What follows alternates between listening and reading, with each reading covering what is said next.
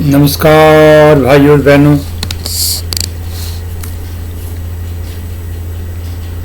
संगीत हमारे जीवन के लिए बहुत ही जरूरी है। प्राचीन काल में सामवेद से हमारे देश में श्रेष्ठ संगीत की शुरुआत हुई थी। प्राचीन काल में सामवेद को लोग, हमारे देश के ऋषि मुनि सामवेद का पाठ करते थे प्रातःकाल भी और दिन के अन्य अवसरों पर भी।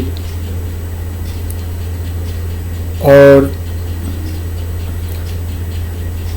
सामवेद का जब पाठ होता था तो वो संगीत के अनुसार होता था। आज भी हमारे जीवन के लिए संगीत बहुत जरूरी है। बहुत से ऐसे गाने हैं जो हमारे जीवन के अभिन्न अंग बन चुके हैं। और लोक संगीत में भी बहुत से ऐसे गीत और गाने हैं जो विभिन्न अवसरों पर गाए जाते हैं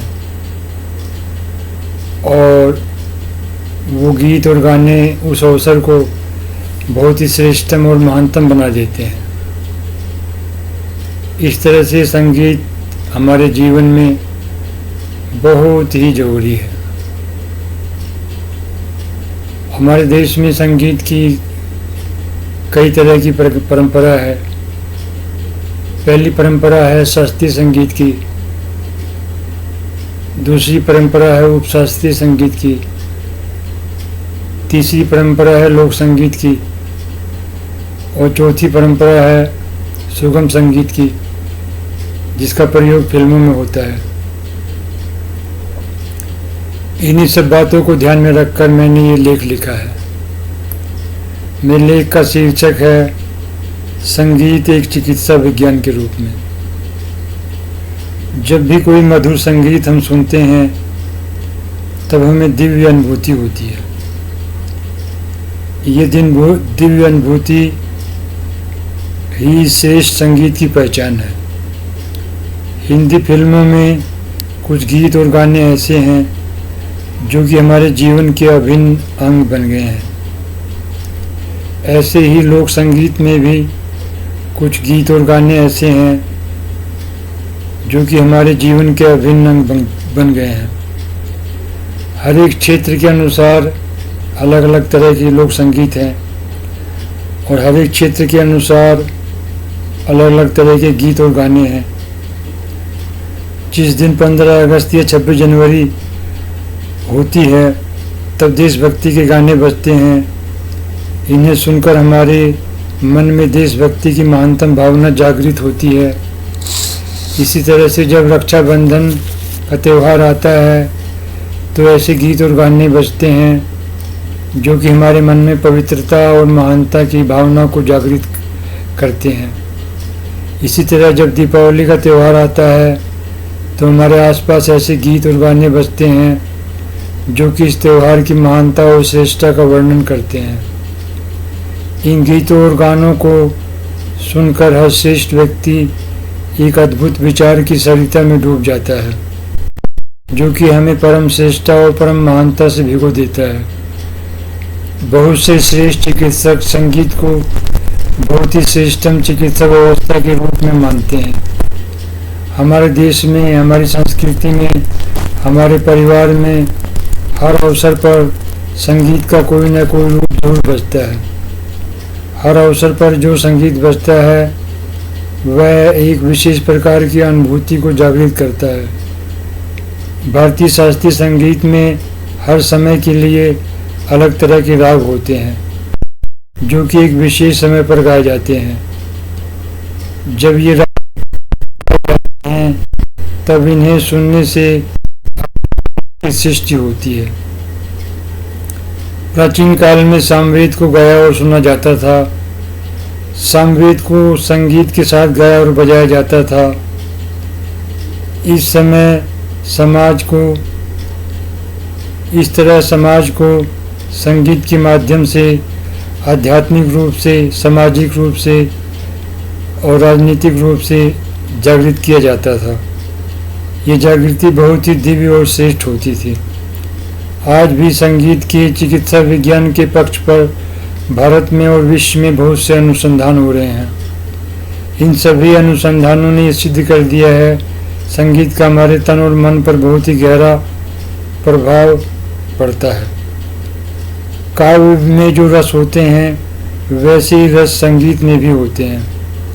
हर राग को उन रसों के अनुसार ढाला जा सकता है।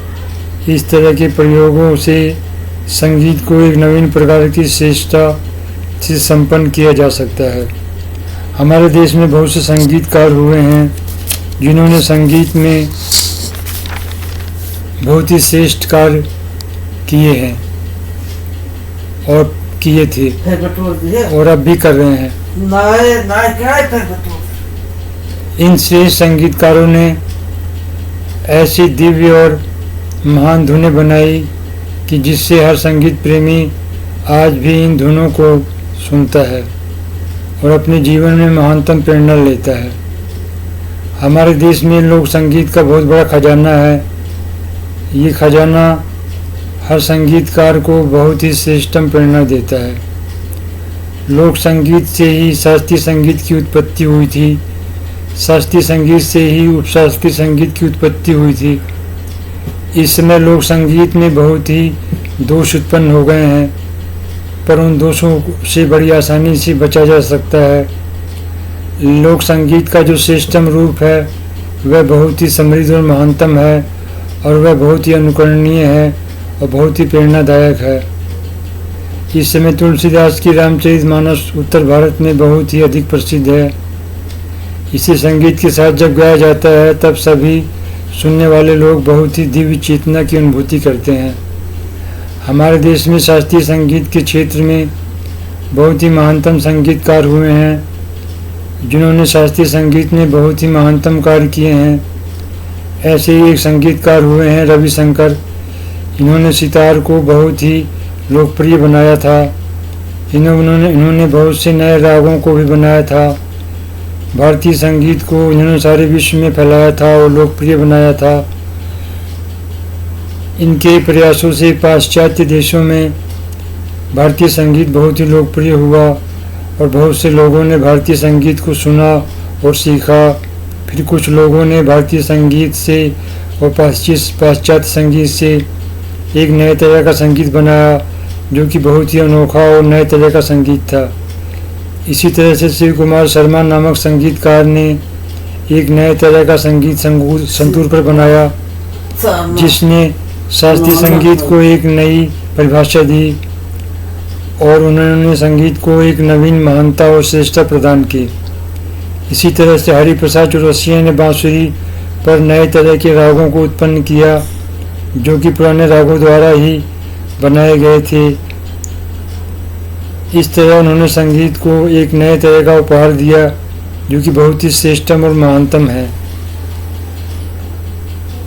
इस तरह से सरोद ने भी बहुत से नए तरह के प्रयोग कुछ संगीतकारों ने किए हैं जिससे भारतीय संगीत बहुत ही समृद्ध हुआ है। सरोद के क्षेत्र में कुछ संगीतकारों ने ऐसे प्रयोग किए थे कि ऐसे प्रयोग संगीत के क्षेत्र में कभी भी नहीं हुए थे। अभी कुछ सरोद वादक बहुत ही श्रेष्ठतम प्रयोग संगीत के क्षेत्र में कर रहे हैं। हरिप्रसाद चौरसिया ने बांसुरी के क्षेत्र में जो प्रयोग किए हैं वैसे प्रयोग संगीत के क्षेत्र में पहले कभी भी नहीं हुए थे। इसी तरह से शिव कुमार शर्मा ने संतूर के क्षेत्र में जो प्रयोग किए थे वैसे प्रयोग भी पहले कभी नहीं हुए थे। इसी तरह से हम देख सकते हैं कि वर्तमान काल में भारतीय संगीत बहुत ही समृद्ध हो रहा है और इसमें बहुत ही अनोखे प्रयोग हो रहे हैं जो कि बहुत ही महानतम और श्रेष्ठतम है। संगीत और योग का संबंध बहुत ही गहरा है। श्रेष्ठ संगीत जब योग के साथ मिलता है तब एक अद्भुत श्रेष्ठता का प्रचार प्रसार होता है।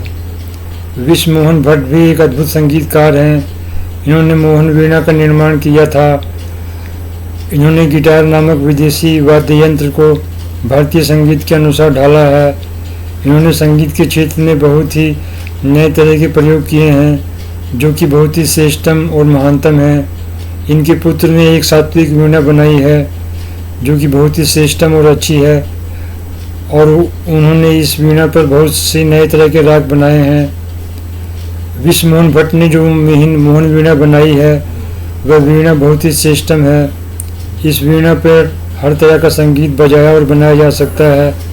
विश्वमोहन भट्ट एक महानतम संगीतकार है। इनका संगीत बहुत ही प्रेरणादायक और महानतम है। हमारे देश में और भी बहुत से संगीतकार हैं जिनका संगीत बहुत ही प्रेरणादायक और श्रेष्ठम है। इस तरह मित्रों मेरी ये वीडियो समाप्त होती है, और अगर आपको